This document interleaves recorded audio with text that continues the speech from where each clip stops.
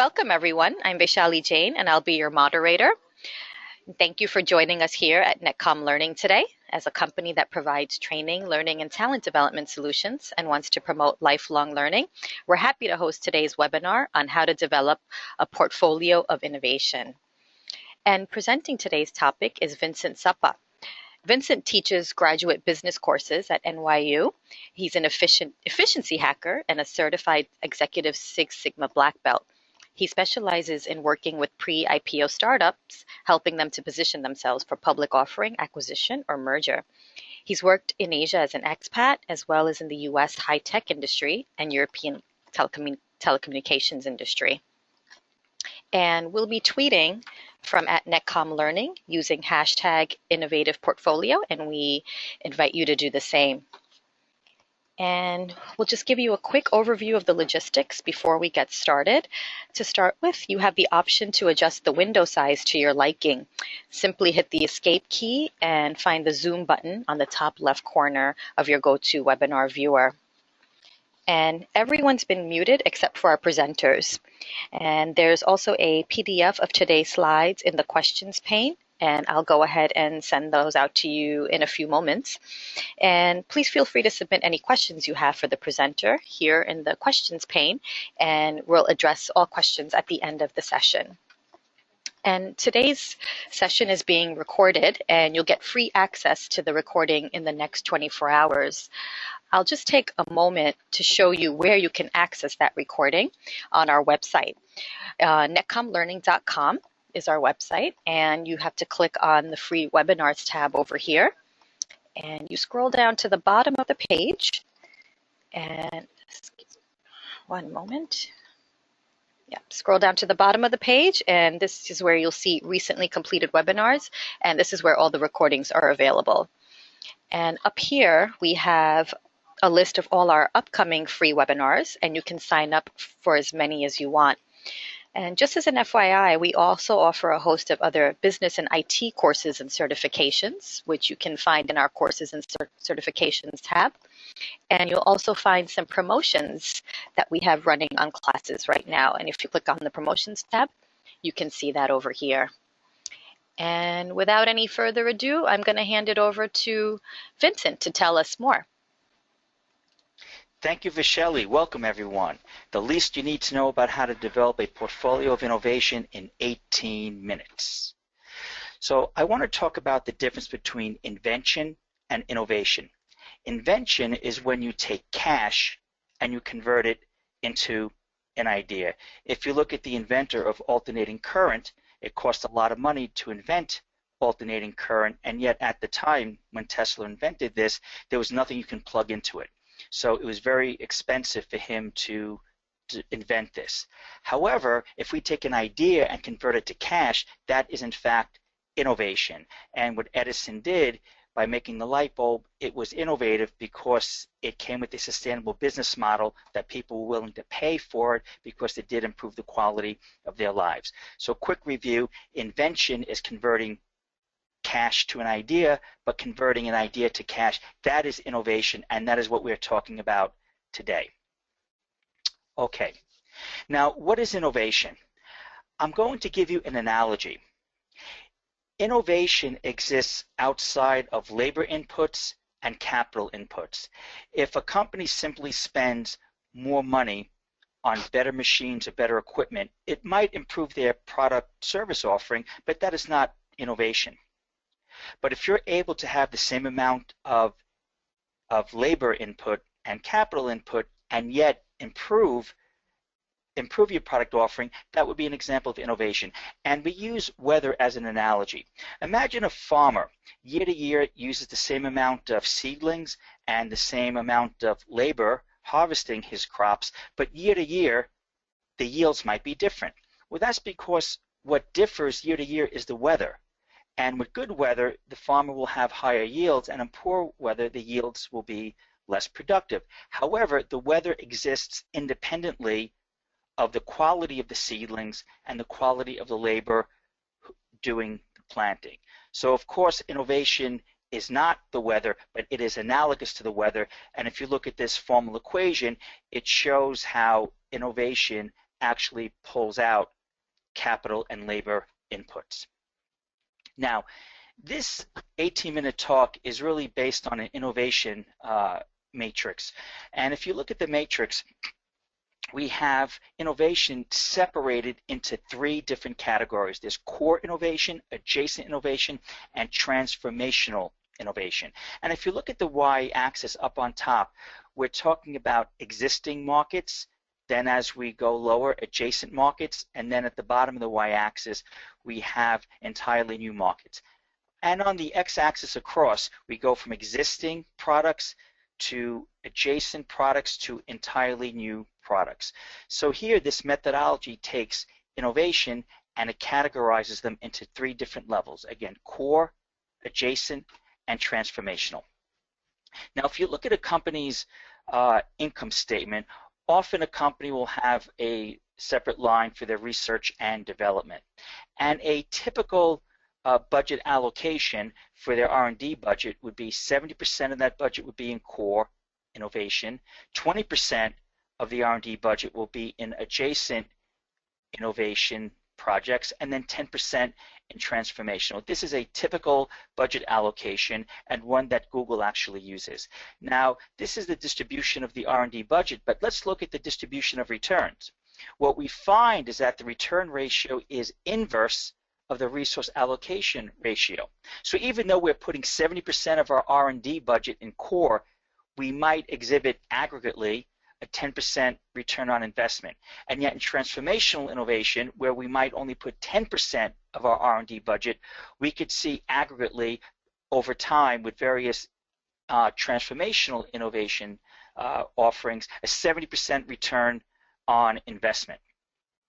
Now, different industries might have different mixes. So if you're looking at a consumer goods company, perhaps Procter & Gamble, we might see 80% of that R&D budget going into core innovation projects and only 2% in transformational. Now, if we go to a mid-stage technology firm, because in technology the product life cycle is severely compressed, because in the technology industry a product can become rapidly obsolete. In that industry, we might see only 45% of the R&D budget in core innovation projects, and yet 40 and then 15% in adjacent and transformational innovation projects, respectively.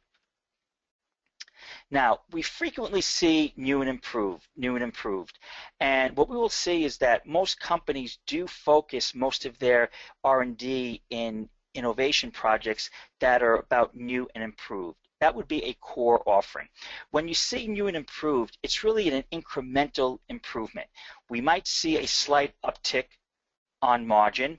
However, new and improved will usually cannibalize the revenue without growing it. So if we're used to buying a soap that we like and now we see new and improved is pretty much going to replace the previous product offering. So we might see a slight uptick in margins, but then over time the margins will return since the revenue will simply cannibalize itself. So this is an example of little ventured, little gain, and then the product life cycle repeats itself. But I think we'll agree we constantly see new and improved. So it's a very short-term improvement. Okay. Now, many companies will say, we want transformational innovation. In fact, that's what many companies say. However, most companies are not necessarily set up for transformational innovation because transformational innovation requires a different structures and different processes. And that is why most firms are really set up for core offerings. Now, how to sell this matrix that we showed in the previous slides to your boss? Why separate all the projects according to these 3 categories? Well, the way to pitch it to a boss is, well, risk management. If you have all of your innovation dollars in core offerings, well, that is a risk to long-term growth. Adversely, if you have all of your R&D in transformational innovations, well, you may run out of cash flow to keep your lights on, so that is also a risk. A second advantage of this matrix, separating your innovation project into these 3 categories, is that you could time new initiatives. If you have all of your projects in the first quarter, you may strain your resources. A third advantage is visibility. How nice would it be for your executives to have one sheet of paper where they get a bird's eye view of all the innovation going on within their company?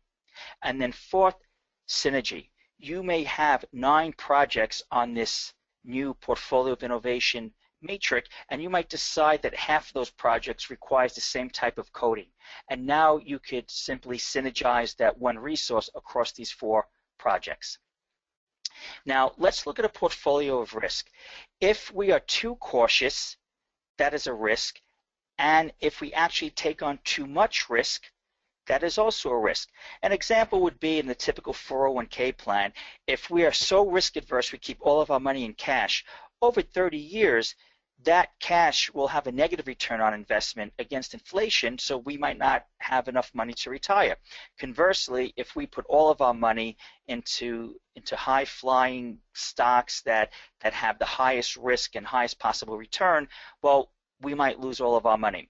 So by using this portfolio of innovation matrix, we assure that we have a well-balanced portfolio of innovation where we're not being too cautious, which has inherent risks, and we are not completely transformational, where, again, that also has its inherent risks. Now, core innovation, let's give some examples. Nabisco came up with the 100-calorie packet of Oreo cookies. Now, that's an example of a core innovation because essentially it's the same cookie, but it's packaged in 100 calories. If you look at Dow AgroSciences, they had a pesticide that was previously in powder, and people had to mix it themselves with water, and then they introduced it in a liquid form. Again, it's a slight reformulation, so that is an example of core. And then replacing shrink wraps with pallets to reduce shipping cost. So these are examples of companies drawing upon assets they already have, and these are examples of core innovation offerings. Now, transformational, we have 3 examples. It might be iTunes. When Steve Jobs came up with iTunes, he really developed an entire new ecosystem.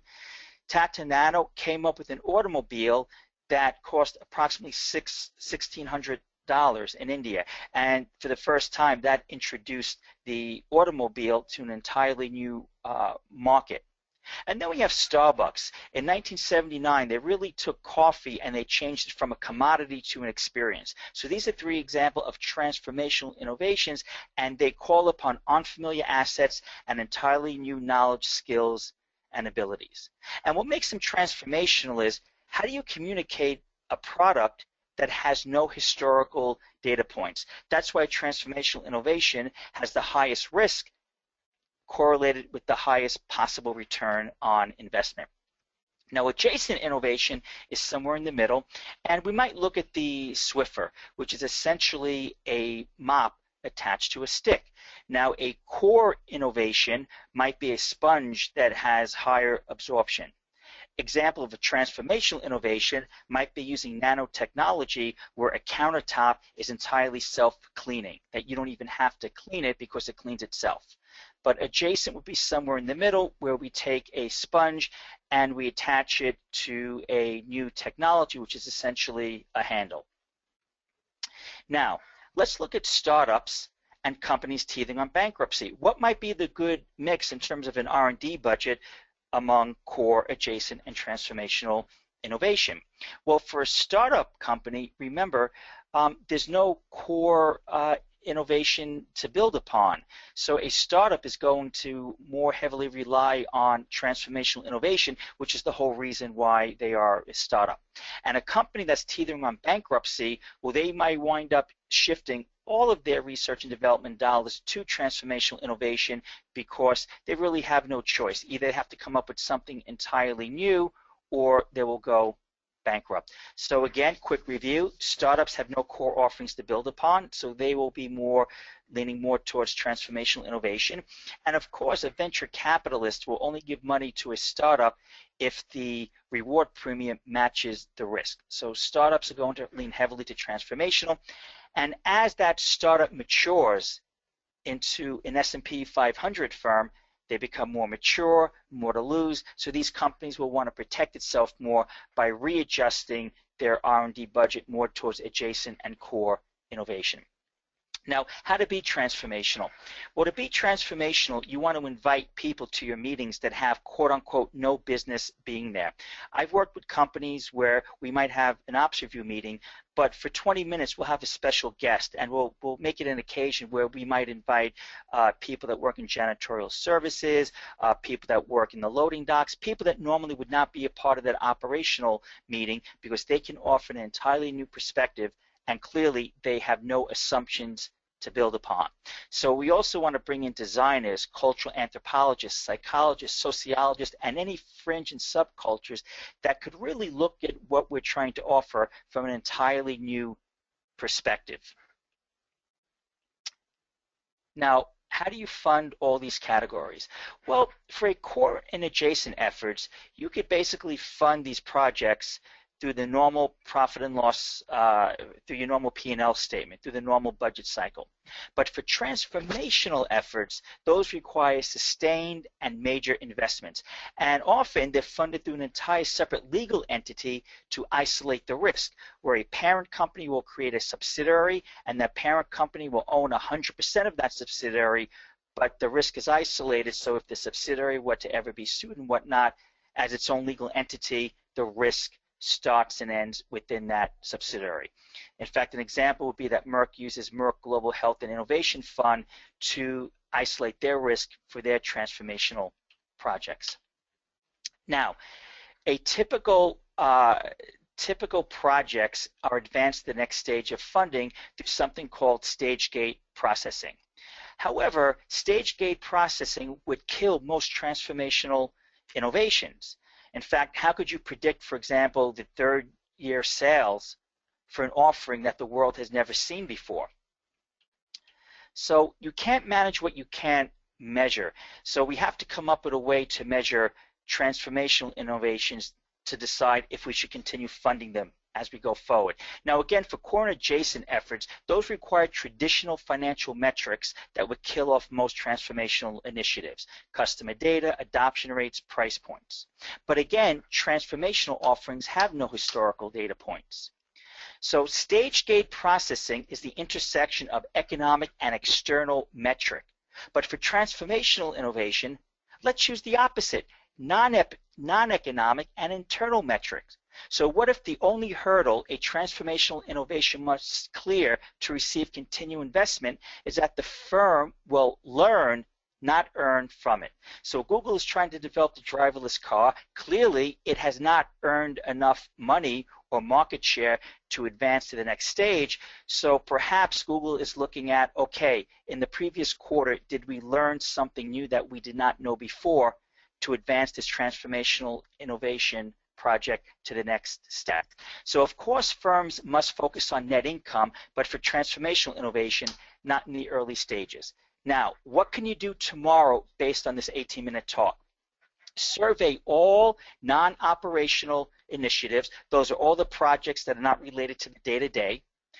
Force all of these projects into the innovation matrix that we showed in the beginning slide, where you categorize them between core, adjacent, and innovation. Determine a pattern, and then facilitate a meeting with the C-level and have the C-level identify and accelerate any of the projects that are promising, and let the C-level cancel or postpone the least desirable projects. Then you readjust the innovation matrix accordingly, and then you schedule a meeting for the next quarter. Now, doing this is high visibility and low risk. It's high visibility because suddenly you're the person that has the bird's eye view of all the innovation projects going on, and you present it to your boss in one document. The sophistication is in the simplicity. It is low risk because you're not responsible if any of these projects fail.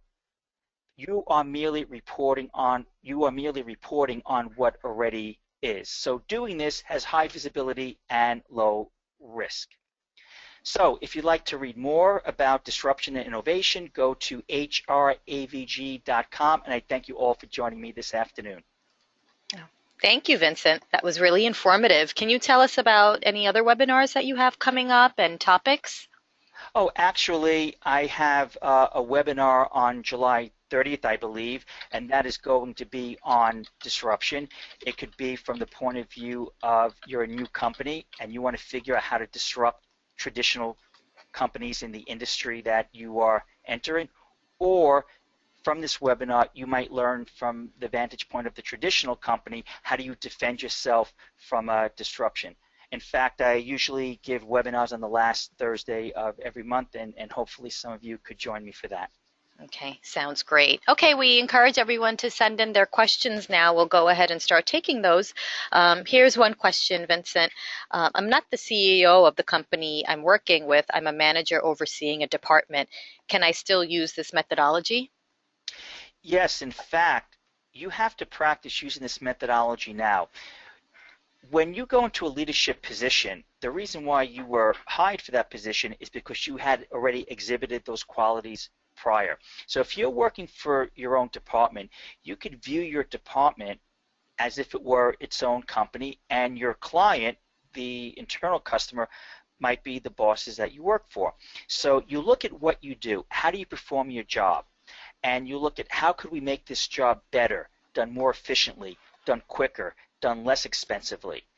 And then you could take core improvements, which would be incremental improvements, and also you and your team could decide what might be a transformational innovation look like within our small department, meaning how might we completely re-engineer ourselves out of this job because we've innovated it so much. So you really, I really encourage people to start practicing this methodology at whatever level they work with. And if you're an individual contributor, the same thing. Look at how you can improve your job incrementally, and then look beyond how might you completely transform the way you do your job, even if it includes technology that is not yet available. At least if you're doing that, you know that you've really explored the most creative parts of you. Thank you. Okay, great. And here's another question. What if I'm starting a new company? How can I use this? Well, as mentioned before, if you're a new company, I do believe that you want to focus on transformational innovation because the barriers to entry for a new company are difficult enough. So if you're just going in with the core offering as a new company, it's that much harder to challenge the status quo because you've essentially entered as the status quo. But you might look at the entire industry as your competitors that you will soon compete against. You might view what they're offering within the industry as core and adjacent offerings. And during your venture capitalist pitches, during your VC pitches, you might introduce what you're offering for your new company as a transformational innovation and put your competitors in the core and adjacent innovation portions of the matrix, and that might be really good to add to a VC pitch. Okay, great. Any other questions anybody has? Vincent, do you have any final thoughts for before we end today's session? Well, I do hope that people think about using this innovation. I've found that most people do not use it. However, I've yet to meet anyone who thought using it was a bad idea. It's simply a way to take inventory of everything that's going on. And as a final thought, I've had people use this matrix in the following fashion. They would tell their boss that they're going to survey all the innovation going on, and they would hand back this matrix blank. And that's a statement in and of itself. What they're telling their boss is that we have no innovation going on. And just by virtue of using this matrix, even if you have no innovation going on, you are forcing the conversation as to why is there no innovation going on? Is it something that we strategically decided not to do, or is it something that we merely never thought of before? So just by virtue of having this matrix, it forces to have that conversation. Why don't we have any innovation? And if we did, what might that look like? Okay, great. Well, thank you very much, Vincent, and thanks to everyone for joining us today. If you do come up with any questions, feel free to send them to webinar@netcomlearning.com at any time, and we'll get back to you. And in addition, we'll be sending out a link to provide feedback on today's session, and we appreciate if you could take just a few moments to fill that out. And thanks again, Vincent, and everyone have a great day.